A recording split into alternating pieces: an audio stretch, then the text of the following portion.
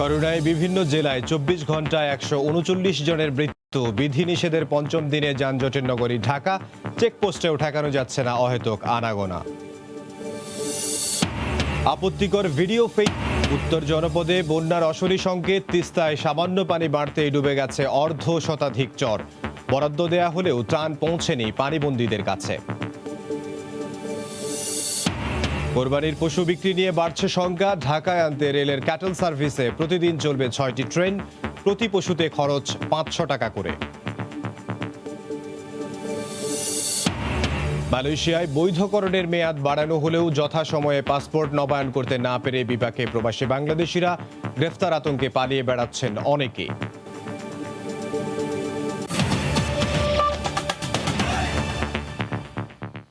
সময় সংবাদের সঙ্গে আছে আমি। কঠোর বিধিনিষেধের পঞ্চম দিনে রাস্তায় বেড়ে গেছে যানবাহনের চাপ। কোথাও কোথাও তৈরি হয়েছে যানজট।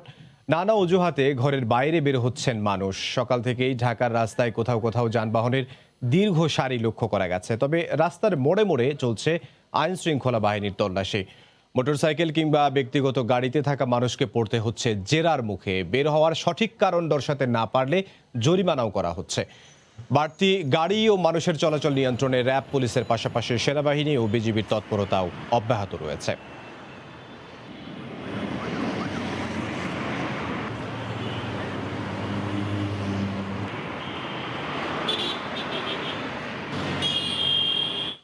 কঠোর বিধিনিষেধের আরও খবর জানাতে এই মুহূর্তে রাজধানীর বনানী এলাকায় আছেন সহকর্মী ফারুক ভূঁইয়া রবিন এবং চট্টগ্রাম নগরীর টাইগার পাস এলাকায় আছেন সহকর্মী কমল দে। সরাসরি যাব তাদের কাছে। শুরুতে যাব রবিনের কাছে। রবিন, এমদাদ, আসলে যদি বলতে যাই যে কঠোর লকডাউনের পঞ্চম দিনে কিন্তু অনেক কিছুই একেবারে বলা যায় যে প্রায় স্বাভাবিক সময়ের তুলনায় অনেক কিছু ফিরে গেছে। রাস্তায় আমরা গাড়ির ব্যাপক চাপ লক্ষ্য করা যাচ্ছে। তবে সবাই যে আসলে যে একদম মানে প্রয়োজন ছাড়া বেরিয়েছেন এমনটা কিন্তু না। অনেককে বের হতে হচ্ছে এরকম যে তাদের অফিস আদালত খোলা রয়েছে, সে কারণে তাদেরকে বের হতে হচ্ছে এমনটি কিন্তু তারা দাবি করছেন। আবার অনেকেই কিন্তু যে অপ্রয়োজনীয় বের হচ্ছেন এমন চিত্র কিন্তু আমাদের এখানে আমরা লক্ষ্য করছি।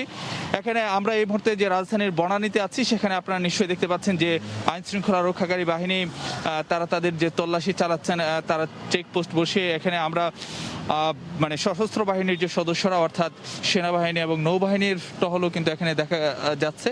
এখানে সবাই কিন্তু তারা প্রতিটি গাড়ি তারা চেক করছেন এবং জানার চেষ্টা করছেন যে তারা কোন উদ্দেশ্যে বের হয়েছেন এবং তারা যদি তারা তাদের যে জরুরি প্রয়োজনের কথা যদি তারা বলতে পারেন তাহলে তাদেরকে কিন্তু ছেড়ে দেওয়া হচ্ছে প্রয়োজনীয় কাগজপত্র এইগুলো যাচাই বাছাই করে। আর অন্যদিকে যারা আসলে তাদের সপক্ষে প্রয়োজনীয় কাগজপত্র দেখাতে পারছেন না কিংবা আইনশৃঙ্খলা বাহিনী তাদেরকে থামার কথা বলার পরেও তারা সেটি আসলে যে অমান্য করছেন, তাদেরকে কিন্তু বিভিন্ন ধরনের যে শাস্তি দেওয়া হচ্ছে, কাউকে জরিমানা করা হচ্ছে, কাউকে মামলা দেওয়া হচ্ছে। এবং আমরা এই জায়গাতে আমরা আসলে যে বিষয়টি আমরা দেখেছি যে অনেক জায়গাতে আমরা যেটি দেখেছি মানে গণমাধ্যম সহ বিভিন্ন ধরনের যে প্রতিষ্ঠানের মানে যে স্টিকার ব্যবহার করেছেন অনেকে, যেটি আসলে যে সম্পূর্ণ নিয়ম বহির্ভূতভাবে দেখা গেছে তিনি আসলে যে ওই প্রতিষ্ঠানের সঙ্গে সম্পৃক্ত নন, কিন্তু ওই ধরনের প্রতিষ্ঠানের নাম ভাঙিয়ে যে তারা পার হওয়ার চেষ্টা করছেন সে ধরনের কিন্তু বেশ কিছু মানে লক্ষণ আমরা দেখতে পেয়েছি রাস্তায়। আরেকটি বিষয়, রাস্তায় কিন্তু আজকে যানবাহনের ব্যাপক চাপ লক্ষ্য করা যাচ্ছে রাজধানীতে। এর কারণ আজকে যেহেতু সপ্তাহের দ্বিতীয় কর্মদিবস। আমরা একটু জানার চেষ্টা করব বন্দরনগরী চট্টগ্রামের খবরাখবর আমাদের সহকর্মী কমলদের কাছ থেকে। কমল, চট্টগ্রামে লকডাউন বাস্তবায়নের কাজ শুরু করেছে র্যাবের তেজটি ভ্রাম্যমাণ আদালত, যেখানে তদারকি শুরু করেছেন র্যাব 7-এর অধিনায়ক লেফটেন্যান্ট কর্নেল মশিউর রহমান জুয়েল। আমরা কথা বলবো তার সাথে। এখন পর্যন্ত চট্টগ্রামে লকডাউনের পরিস্থিতি কেমন? আপনাদের কয়টি টিম কাজ করছে লকডাউন বাস্তবায়নে? ধন্যবাদ আপনাকে। আপনারা জানেন যে সরকার কর্তৃক ঘোষিত যে সর্বাত্মক লকডাউন তার আজকে পঞ্চম দিন। তো আমরা দুইটি পদ্ধতিতে কাজ করছি। একটি হচ্ছে আমরা নগরীর বিভিন্ন গুরুত্বপূর্ণ পয়েন্টগুলিতে আমরা চেকপোস্ট স্টাবলিশ করছি এবং সেখানে জেলা প্রশাসনের সহায়তায় আমরা মোবাইল কোর্ট পরিচালনা করছি। এবং আরেকটি পদ্ধতি হচ্ছে আমরা মোবাইল টহল পরিচালনার মাধ্যমে আমরা লকডাউনটা এনশিওর করছি। তো আমরা এই পর্যন্ত গত 5 দিনে আমরা 23টি মোবাইল কোর্টের মাধ্যমে 200 জন ব্যক্তিকে প্রায় 1,07,000 টাকা জরিমানা করেছে এখন পর্যন্ত। কিন্তু আমরা দেখছি শহরের মধ্যে আপনাদের অবস্থানের পর অযাচিত যানবাহন অযাচিত ব্যক্তিরা চলাফেরা করছে, কিভাবে সম্ভব? কেন আপনারা কঠোর হতে পারছেন না? ডেফিনেটলি আমাদেরকে মানবিকতার দিকটা অবশ্যই বিবেচনা করতে হয়। অনেক যারা ভ্যালিড কারণে বের হচ্ছে, খাবার কেনা, হাসপাতালে যাওয়া, ওষুধ কেনা, সেই সব বিষয়গুলো আমরা অ্যালাউ করছি। আবার কেউ কেউ এখানে কিছুটা অনৈতিকতার আশ্রয় নিয়ে থাকে, যেমন আমরা এইমাত্র আপনারা দেখতে পাচ্ছেন যে ওখানে একজন ভুয়া সাংবাদিক পরিচয়, তার মোটরসাইকেলে সাংবাদিকের প্রেস স্টিকার দিয়ে তারা চলাফেরা করছে। তো সেক্ষেত্রে আমরা জাস্টিফাই করছি, যারা মানে জাস্টিফাই করতে পারছে তাদের যাওয়ার রিজন, তাদেরকে আমরা অ্যালাউ করছি, অন্যদেরকে আমরা তাদেরকে ফিরিয়ে দিচ্ছি এবং মোবাইল কোর্ট পরিচালনা করছি। ধন্যবাদ। আমরা কথা বলছিলাম র্যাব সাথের অধীনে লেফটেন্যান্ট কর্নেল মশিউর রহমান জুয়েলের সাথে।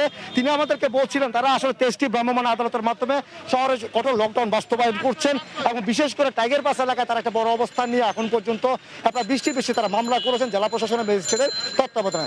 এখন পর্যন্ত বলা চলে চট্টগ্রামে কিন্তু প্রথম 3 দিন যেমন লকডাউন কঠোরভাবে বাস্তবায়ন হয়েছে, পরবর্তী 2 দিন কেন প্রশাসনের শিথিলতার সুযোগে সাধারণ মানুষ রাস্তায় নেমে আসছে এবং অযাচিত যানবাহনে কিন্তু রাস্তায় নেমে আসছে। তো এখন পর্যন্ত আমার কাছে ছিল চট্টগ্রামে আইন শৃঙ্খলা বাহিনীর অবস্থান সত্ত্বেও যে অযাচিত যানবাহন প্রবেশ করছে এবং ব্যক্তিরা প্রবেশ করছে এবং সেই সাথে করোনা সংক্রমণ যে বেড়ে চলেছে তার সর্বশেষ। চট্টগ্রাম থেকে কঠোর বিধিনিষেধের 5ম দিনের খবর আমাদেরকে জানাচ্ছিলেন সহকর্মী কমল দে, এবং এর আগে রাজধানীর বনানী থেকে যোগ দিয়েছিলেন সহকর্মী ফারুক ভুইয়া রবিন। দেশে 24 ঘন্টায় করোনা ও উপসর্গ নিয়ে মারা গেছেন 139 জন। এরই সবশেষ খবর আমরা জানবো। খুলনা সদর হাসপাতালের সামনে আছেন সহকর্মী তরিকুল ইসলাম, সরাসরি যাব তার কাছে। ইমদাদ, গত 24 ঘন্টায় খুলনায় 4টি হাসপাতালে মারা গেছেন 17 জন। এর মধ্যে খুলনা করোনা ডেডিকেটেড 130 শয্যা বিশিষ্ট যে হাসপাতাল, সেখানে মারা গেছেন 10 জন এবং উপসর্গ নিয়ে 5 জন, সেই সাথে করোনা আক্রান্ত হয়ে 5 জন। এর পাশাপাশি খুলনা সদর হাসপাতালে 2 জন মারা গেছেন, খুলনার আবু নাসের বিশ্বসাহিত্য হাসপাতালে 1 জন এবং খুলনার গাজী মেডিকেল যেটি বেসরকারি হাসপাতাল, সেখানে মারা গেছেন 4 জন। সব মিলিয়ে মৃতের সংখ্যা যেটি পেয়েছি সেটি 17 জন। এর মধ্যে খুলনা জেলারই রয়েছেন 9 জন, বাকি বাগেরহাট জেলার, এবং যারা ইয়েলো জোনে মারা গেছেন 5 জন। সেই 5 জনের আমরা এখনো পর্যন্ত হাসপাতাল কর্তৃপক্ষ আমাদেরকে সেই তালিকা আমাদেরকে সরবরাহ করেনি। এছাড়া খুলনায় যে হাসপাতালগুলোতে কিন্তু রোগীর চাপ প্রতিদিনের মতোই কিন্তু এখনো বৃদ্ধি অব্যাহত রয়েছে। খুলনা করোনা ডেডিকেটেড যে 130 শয্যার হাসপাতাল, সেখানে 130 শয্যার বিপরীতে এই মুহূর্তে 187 জন চিকিৎসা নিচ্ছেন এবং প্রতিদিনের মতো সেখানেও একই চিত্র। সেখানে ফ্লোরে মানুষ চিকিৎসা নিচ্ছেন এবং অক্সিজেনের যে ব্যবস্থা, সেই ব্যবস্থার মধ্যে অব্যবস্থাপনাটা যেটি রয়েছে সেটি হচ্ছে জনবলের সংকট, এবং সেটা সময় মতো তাদেরকে যে রোগীদের সেবা দেওয়া, সেই সেবা দেওয়াটা কিন্তু এখানে উপেক্ষিত থেকে যাচ্ছে এবং সেখানে অক্সিজেনের যে পরিমাণ রয়েছে সেটা দিয়েও কিন্তু যে রোগী আসছে যে পরিমাণ, তাদেরকে সাপোর্ট দেওয়া সম্ভব বলে যে রোগীর স্বজনরা আমাদেরকে জানিয়েছেন। তবে আরেকটা বিষয় উল্লেখযোগ্য যে করোনা যে আরও যে দুটি হাসপাতাল এখানে রয়েছে, খুলনা জেনারেল হাসপাতালের যে 70 শয্যা, এটিও প্রতিদিনের মতো এখানে রোগীর চাপ থাকছে এবং আবু নাসের হাসপাতাল যেটি 2 দিন আগে চালু হয়েছে 45 শয্যার, সেখানে কিন্তু 44 জন রোগী অবস্থান করছেন। অর্থাৎ রোগীর সংখ্যা বাড়ছে এবং চিকিৎসার আসন সংখ্যা যত বাড়ছে তত রোগীর সংখ্যা বাড়ছে। এবং আমরা এক কথায় যেটি বলতে পারি যে এখানে যে পরীক্ষাগুলো করা হচ্ছে, সেই পরীক্ষায় নমুনাতেও কিন্তু আমরা দেখতে পাচ্ছি যে করোনা রোগীর সংখ্যা কিন্তু শনাক্ত হচ্ছে বেশি। গত 24 ঘন্টায় 265 জনের অ্যান্টিজেন পরীক্ষায় 665 জনের অ্যান্টিজেন পরীক্ষায় 237 জনের দেহে করোনা শনাক্ত হয়েছে এবং আক্রান্তের হার 36%। গতকাল যেটি ছিল 45%। এছাড়া খুলনায় যে পিসিআর ল্যাবের যে সমস্যাটি ছিল, এখনও কিন্তু সেটি পুরোপুরি ঠিক করা সম্ভব হয়নি এবং হাসপাতাল সূত্রে জানা গেছে যে গতকাল শুধুমাত্র করোনা যে 3টি ডেডিকেটেড হাসপাতাল রয়েছে, সেই হাসপাতালের যারা রোগীর ভর্তি রয়েছে তাদের নমুনা শুধু পরীক্ষা করা হয়েছে। এই ছিল আমার কাছে খুলনা থেকে ইমদাদ সর্বশেষ খবর। খুলনা সদর হাসপাতালের সামনে থেকে যোগ দিয়েছিলেন সহকর্মী তরিকুল ইসলাম। তিস্তায় সামান্য পানি বাড়তেই ডুবে গেছে অর্ধ শতাধিক চর ও দ্বীপচরের শত শত ঘরবাড়ি। পানিবন্দী হয়ে পড়েছে 2000 পরিবার। সরকারের পক্ষ থেকে বরাদ্দ দেয়া হলেও এখনো ত্রাণ পৌঁছেনি ভুক্তভোগীদের হাতে। শাকিল মাহমুদের ক্যামেরায় রতন সরকার জানাচ্ছেন বিস্তারিত। বন্যা আসার আগেই এ নিয়ে দুদফায় ডুবেছে চর শঙ্করদহ, কিসামতের চর সহ তিস্তাপাড়ের অর্ধশতাধিক চর, দ্বীপচরের হাজারো মানুষ। একে তো করোনার অভিশাপ, তার উপর থেকে থেকে পানিবন্দী জীবন গ্রামের মানুষের কাছে দুর্বিষহ হয়ে উঠেছে। হাড়িতে টান পড়েছে সরকারি বা বেসরকারি ত্রাণ নিয়ে কেউই এগিয়ে আসেনি। পানিবন্দী হয়ে আছি, বাসার থেকে বাইরে হতে পারতেছি না। করোনা ভাইরাসে অনেক জিনিসের দাম বাড়া, কিন্তু কামাইও নাই, কিন্তু কিনতে পারছি না আমরা। খাওয়া দাওয়া সম্পূর্ণ বন্ধ হয়ে গেছে। এখন সরকার আমার বিধি কোনো চোখ দিতেছে না। সরকার দেশে লকডাউন, তার থেকে নদী দেশে ফিরে আমাদের আরো লকডাউন। লক্ষ্মীটারি ইউনিয়নের জনপ্রতিনিধি জানালেন তার 3টি মৌজায় ১,৫০০ পরিবারের ১১,০০০ মানুষ পানিবন্দী। লকডাউনে মানুষকে তাদের কাজকর্ম নাই, তারা কোথাও যেতেও পারতেছে না, খেতেও এমন অবস্থা তাদের, তারা চলাফেরা যে করে খাবে তারও তো অবস্থা নাই। এদিকে আপাতত বেশি মাত্রায় পানি বাড়ার শঙ্কা না থাকলেও বর্তমান পরিস্থিতি বেশ কিছুদিন স্থায়ী হবে বলে জানিয়েছে পানি উন্নয়ন বোর্ড। যেসব জায়গা ভাঙছে আমরা জরুরি ভিত্তিতে ওগুলো মেরামত করছি। আমাদের প্রত্যেকটা ডিভিশনে পর্যাপ্ত বস্তা আছে, সুতরাং যে ধরনের বন্যা আসুক না কেন আমরা মোকাবেলা করার জন্য সবসময় প্রস্তুত আছি। উপজেলা ত্রাণ দপ্তরের হিসেব অনুযায়ী গঙ্গাচড়া উপজেলায় পানিবন্দী পরিবারের সংখ্যা ২,০০০। ইতিমধ্যে ১৬ মেট্রিক টন চাল বরাদ্দ দেওয়া হলেও ছাড় দেওয়া হয়েছে ৬ মেট্রিক টন। রতন সরকার, সময় সংবাদ, রংপুর। সময় সংবাদে আরও থাকছে। রাঙামাটির কাপ্তাই হ্রদের তীরে ভেঙে পড়ল ৫টি দোকান। নির্মাণ কাজের মাটি কাটায় ভিত দুর্বল হয়ে এই দুর্ঘটনা। পাহাড় ধসের সঙ্গে দেশ করোনা রোগীর ৫০% গ্রামের জানিয়ে স্বাস্থ্য অধিদপ্তর বলছে। বয়সসীমা ৩৫ বছর করে আবারও শুরু হচ্ছে টিকার নিবন্ধন কার্যক্রম। সকালে অধিদপ্তরের মহাপরিচালক জানান, মডার্নার টিকা পাবেন অগ্রাধিকার প্রাপ্তরা। মোর দেন 50% পেশেন্ট হচ্ছে গিয়ে ফ্রম দ্য ভিলেজ। তাহলে গ্রামের লোকেরা এই বর্ষার মৌসুমে মনে করছেন যে এই সমস্ত জ্বর, কাশি এটা বর্ষা মৌসুমের একটা রোগ, যার ফলে ওনারা হাসপাতালে আসছেন দেরিতে। যে রুগীরা যখন আসে তখন তাদের কাছে অক্সিজেন স্যাচুরেশন 40-50 এরকম থাকে। তো 40-50 অক্সিজেন স্যাচুরেশন থাকলে তো ব্রেন ড্যামেজ আগেই হয়ে যায়। তো সেই সমস্ত রুগীদেরকে বাঁচানো খুব কঠিন হয়। প্রকল্পের আংশিক কাজ দেখেই আলোচিত জিকে শামীমের ঠিকাদার সিন্ডিকেটকে দেয়া ১০ কোটি টাকা ফেরত এনেছে গণপূর্ত অধিদপ্তর। আগারগাঁওয়ের নিউরো সায়েন্সেস হাসপাতালের ঝুঁকিপূর্ণ বেজমেন্ট নির্মাণে বরাদ্দ দেয়া ওই অর্থ জমা দেওয়া হয়েছে কেন্দ্রীয় ব্যাংকে। পাশাপাশি সব ধরনের দুর্নীতির বিরুদ্ধে জিরো টলারেন্স নীতি গ্রহণের দাবি করে অধিদপ্তরের প্রধান প্রকৌশলী হুঁশিয়ারি দিয়েছেন, গণপূর্তের যেসব কর্মকর্তার যোগসাজশ রয়েছে এই অনিয়মের সঙ্গে শাস্তির আওতায় আসবেন তারাও। জুবাইর ফয়সালের রিপোর্ট। ক্যাসিনো কেলেঙ্কারিতে র্যাবের হাতে আটক হওয়ার আগ পর্যন্ত নামে বেনামে বহু প্রকল্পের কাজ ছিল বিতর্কিত জিকে শামীম সিন্ডিকেটের কবজায়।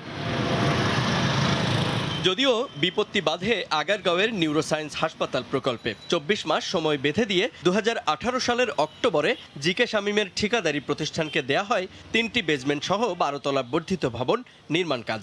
৪ মাসে শেষ করার লক্ষ্য নিয়ে শুরু হয় ৩৯ ফুট গভীর বেজমেন্ট নির্মাণ।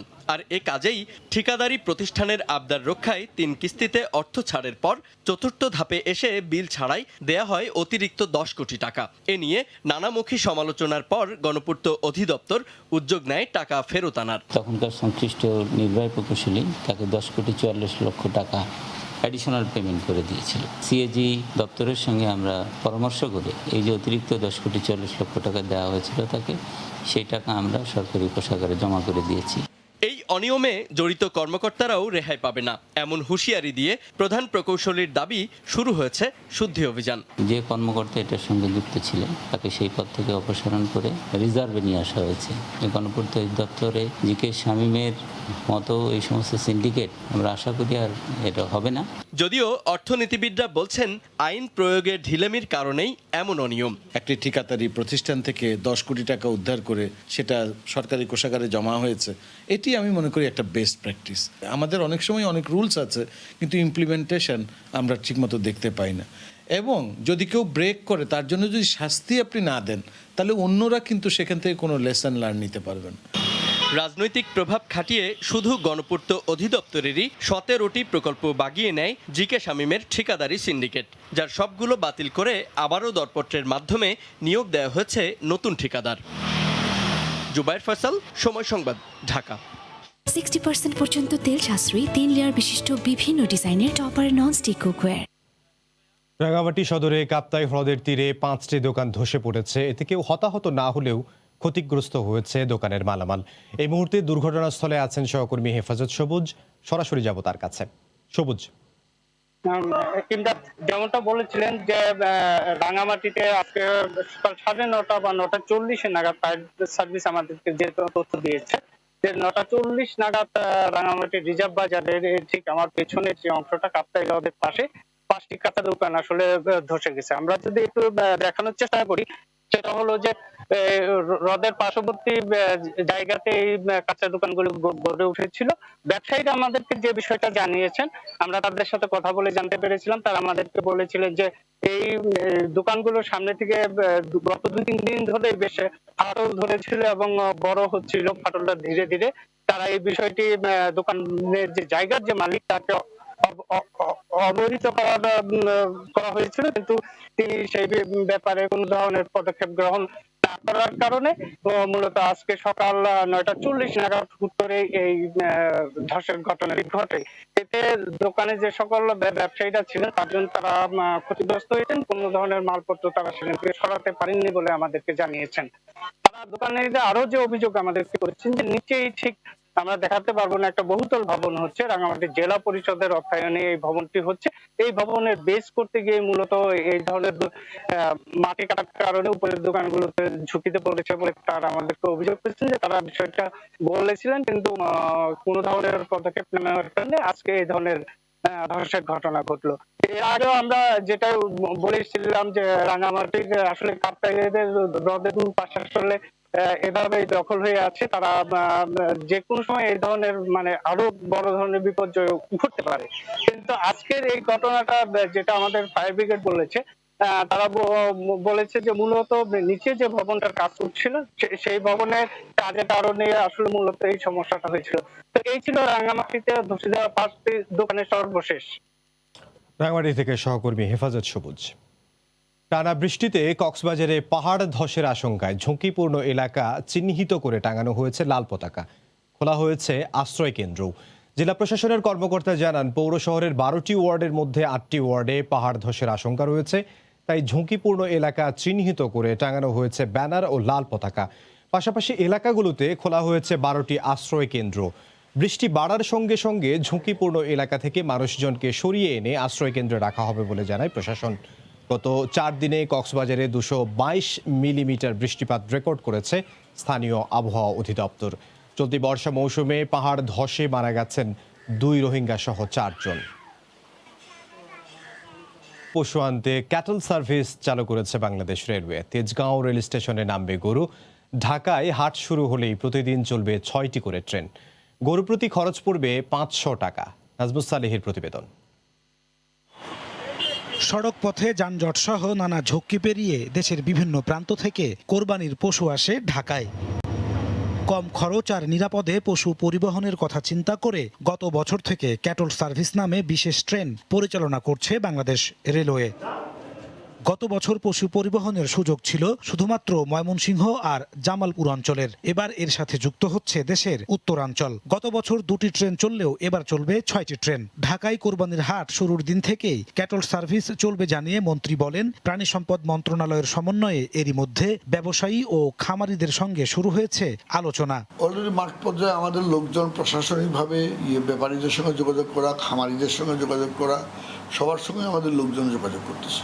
স্থান স্বল্পতার কারণে এবার কমলাপুর নয়, গরু নামানো হবে তেজগাঁও রেল স্টেশনে। ঢাকায় আনতে গরু প্রতি খরচ পড়বে 500 টাকা। ভাড়া খুবই রিজনেবল। চাহিদার উপর নির্ভর করে যে কয়টা ট্রেনে আমাদের দরকার হবে আমরা সেই কয়টা ট্রেনই প্রোভাইড করব। পশু পরিবহনের নিরাপত্তায় নিয়োজিত থাকবে রেলওয়ে নিরাপত্তা বাহিনী, আরএনবি এবং দীর্ঘদিন বিমান চলাচল বন্ধ থাকায় খাদ্যসহ নানা সংকটের মধ্যে পড়ে দেশে ফেরার অপেক্ষায় রয়েছেন মালয়েশিয়ায় বসবাসরত অসংখ্য প্রবাসী বাংলাদেশি।